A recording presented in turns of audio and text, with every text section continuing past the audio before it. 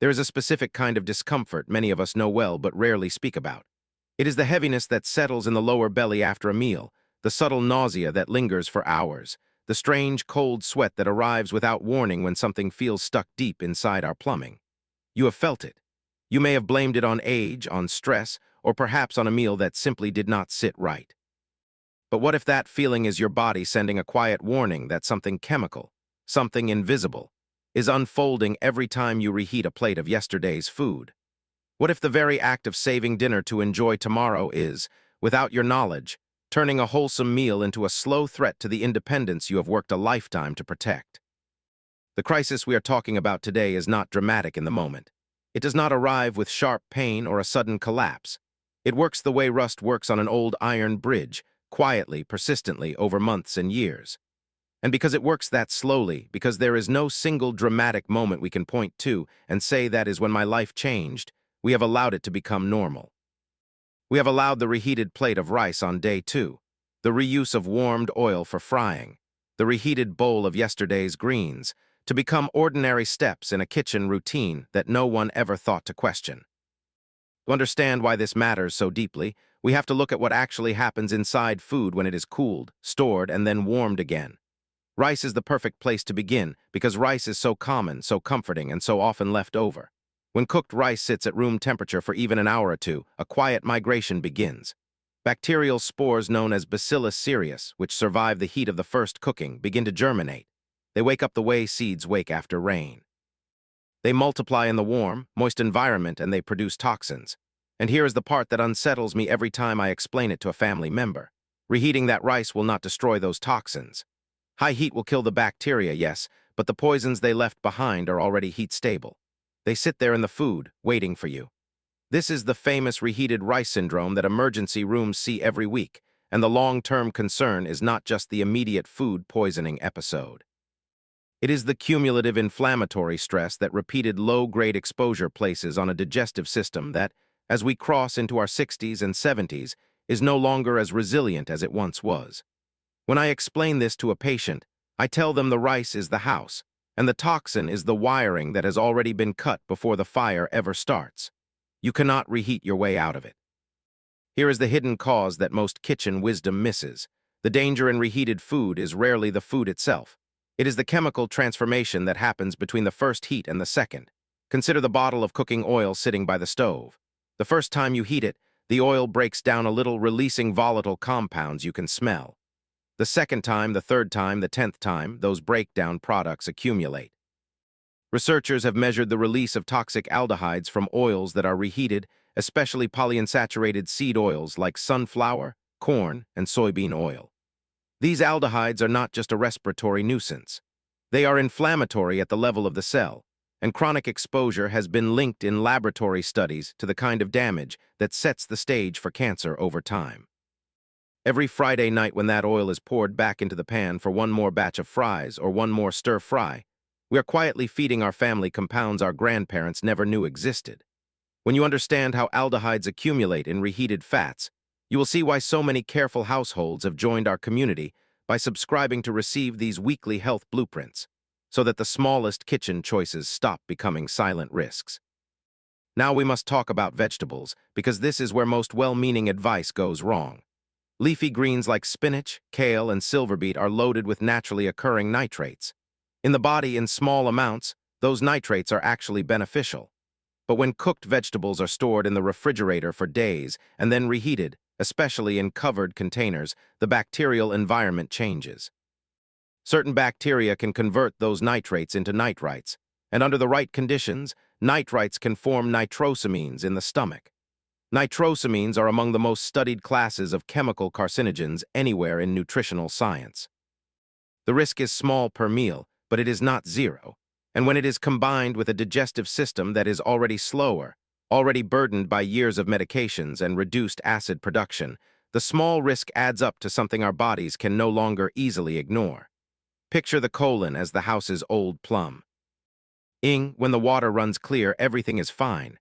When the pipes corrode and the water sits in the bends, the whole system slowly suffers. The same is true inside us. And then there are the humble potatoes. A reheated potato, especially one that was roasted, fried, or toasted to a golden crust, contains a compound called acrylamide. Acrylamide forms through a simple chemical reaction between sugars and an amino acid called asparagine when starchy foods are cooked at high heat. This compound has been studied for decades, and laboratory research has consistently shown that acrylamide can damage DNA and cause cancers in animals. The evidence in humans is more nuanced, but the precautionary principle for those of us over 60 is clear. If we have spent a lifetime giving our bodies every possible advantage to stay healthy and independent, why would we knowingly introduce a known animal carcinogen into our evening meal by reheating yesterday's roast potatoes until they crisp up again? The simple answer is that we would not, if we understood what we were doing. Let me explain why that hidden warning matters, the one I mentioned quietly a moment ago. Almost no one ever explains all of these chemical shifts together in the same kitchen conversation. We hear about food poisoning from rice in isolation. We hear about cooking oil and inflammation in another article. We hear about acrylamide in another. But the body does not experience the kitchen this way. The colon does not sort threats by category. It simply receives what arrives last.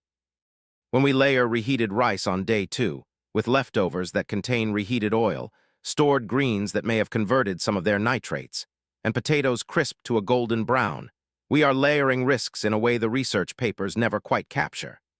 That is the warning underneath the warning, and I will come back to it in just a few minutes with the step-by-step home solution that closes this gap for good.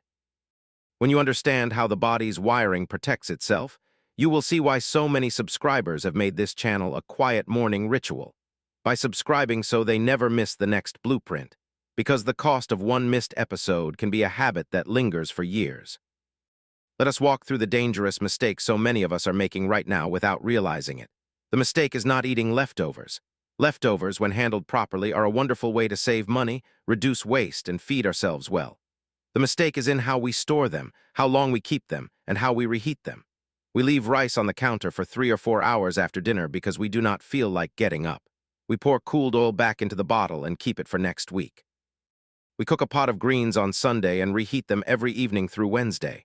We char the edges of our reheated potatoes because we like the crunch. None of these are dramatic errors. Each one, on its own, feels innocent. But over months and years, each one is a small deposit into an account we did not know we were opening, an account that the body eventually has to pay. Here is the step-by-step home solution that I have built for patients, neighbors, and my own family.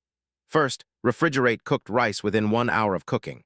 Spread it thin in a shallow container so it cools quickly and evenly. Use it within 24 hours, not 3 or 4 days, and reheat it only once until it is steaming hot all the way through.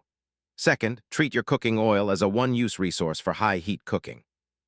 Extra virgin olive oil is more heat-stable and produces fewer aldehydes, but it too should be discarded after heavy frying. If cost matters, use smaller quantities and replace them more often. Third, cook vegetables fresh whenever possible, and if you must store them in shallow, loosely covered containers in the refrigerator and use them within 48 hours. Fourth, and this is the secret fourth step, never, ever reheat a starchy food to a brown, crispy finish. Reboil potatoes in water with a sprinkle of vinegar if you must use them again, or better yet, eat them cold in a salad the next day. Cold potatoes actually become more resistant to blood sugar spikes, which is a benefit your pancreas will thank you for, because the body's chemistry rewards starch that cools, not starch that rechars. Now let us bring in the senior psychology layer that I promised at the start. Many of the readers and viewers I work with share a deep, unspoken fear. It is not the fear of death itself. It is the fear of losing the home, of leaving the garden, of giving up the kitchen, of being moved into a room where someone else decides when we eat and what we eat. Every piece of medical advice I give is built to fight that fear, and the kitchen advice I give you today is no different.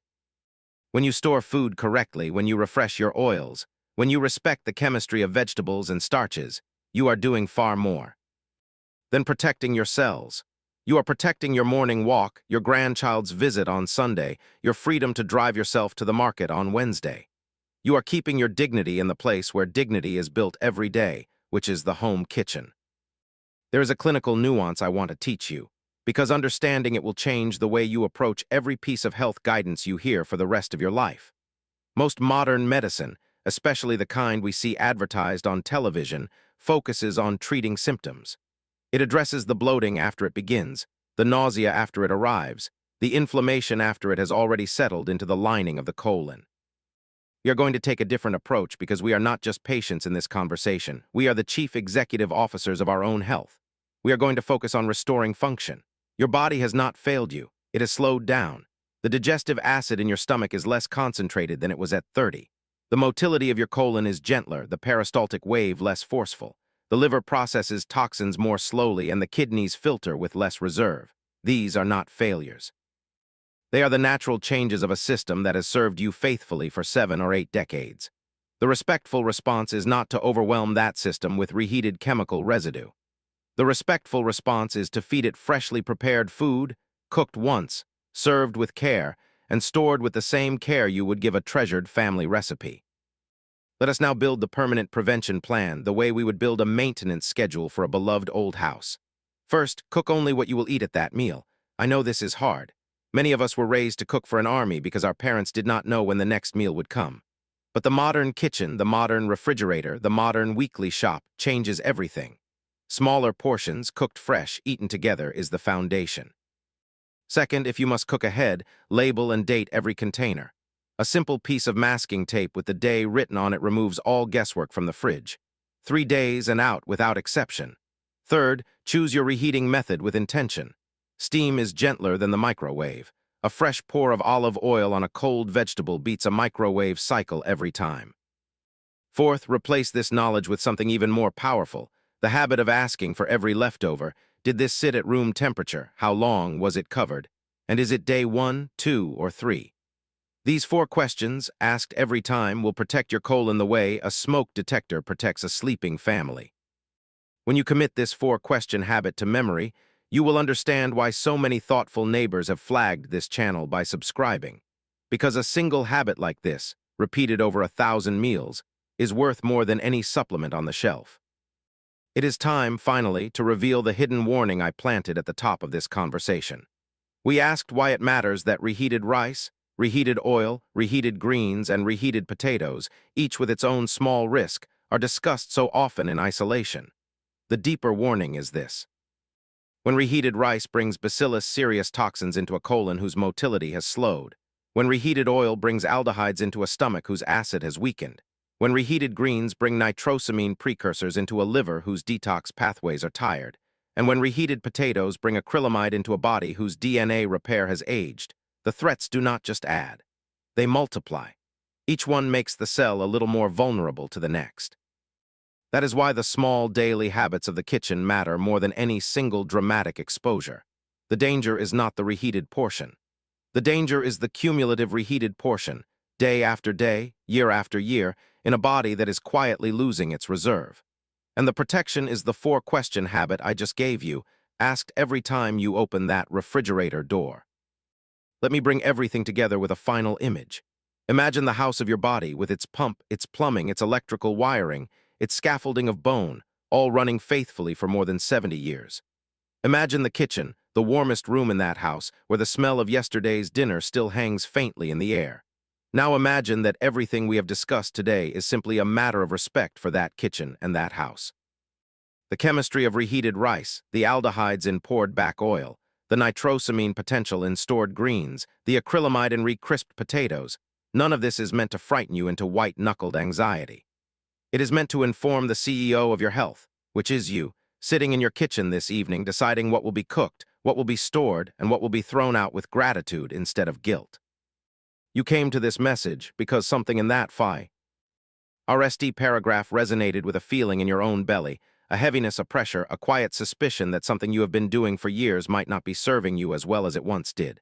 That suspicion is not a weakness. It is wisdom. It is your body and your mind working together asking you to please pay attention. The good news is that the solutions are simple.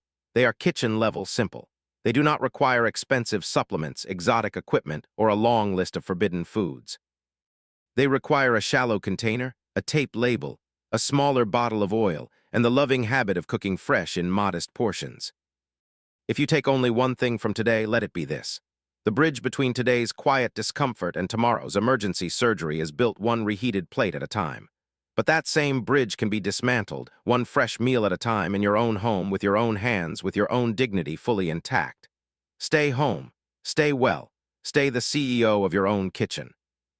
And the next time you open the refrigerator and consider that little container of yesterday's rice, you will remember what we talked about, and you will make a different, wiser choice, because you now understand not just the rule, but the reason behind it.